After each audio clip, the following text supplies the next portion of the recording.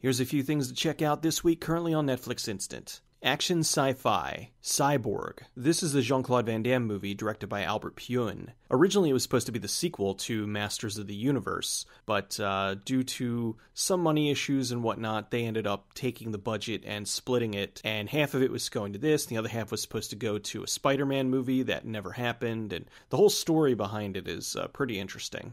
It's a neat little post-apocalyptic film, kind of a trip across the desert. It feels like it's trying to send a bigger message, but mostly it's just kind of about ass-kicking. Horror. Leprechaun. When people look at the Leprechaun series now, most of them think of it as just straight-up comedy. However, with the original Leprechaun, they were going a lot more for horror. It doesn't work, it's not really scary, but it is entertaining. Warwick Davis does an awesome job as the title character.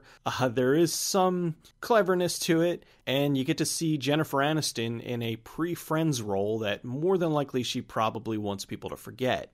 Action, Sabotage. Another movie with Arnold Schwarzenegger back at the helm. This was not at all what I was expecting. It's actually really dark. It's about a team of DEA agents that try to steal $10 million, and someone ends up taking the money away from them and then starts executing them one by one. They're being investigated by internal affairs, and meanwhile they're trying to figure out which drug cartel's trying to get them killed, or if it's somebody from within the team. The only thing I didn't like about the movie, I thought the directing was a little bit weak. David Ayer had a tendency to do that zoom in, zoom in, zoom in, zoom in thing that I really get annoyed with. Otherwise, the story was good, and that was more than enough to keep me going through it. Comedy. The Naked Gun. For those who don't know, originally there was a very short-lived TV series called Police Squad that was heavy on the spoofing of the old cop crime shows. Unfortunately, when it was released, nobody really got it, and it was canceled after a couple of episodes. The movie, however, comes out years later, and everybody got it, and it was hilarious.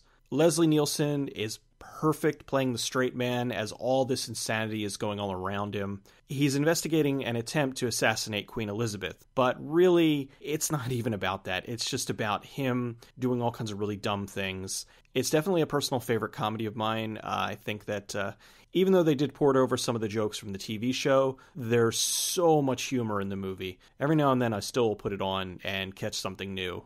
Very, very funny movie.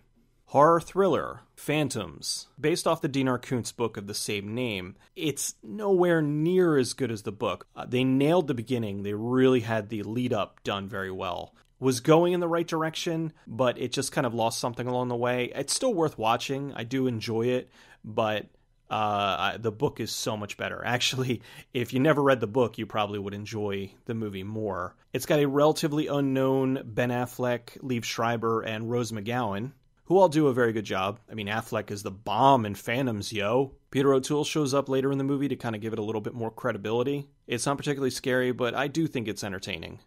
That's all I got for this week. I'll see you next time.